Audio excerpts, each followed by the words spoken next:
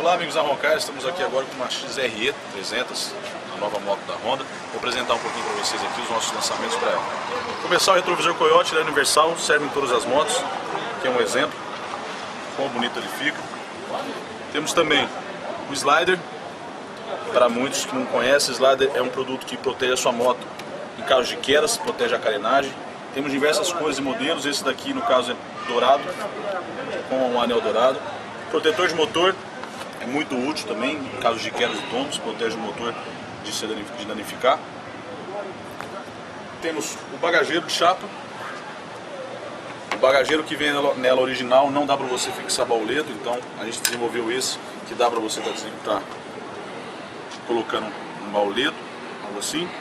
E o escapamento, esse daqui no caso é o Coyote SS, formato oval, com a boca torpedo, na cor bronze, com a boca black.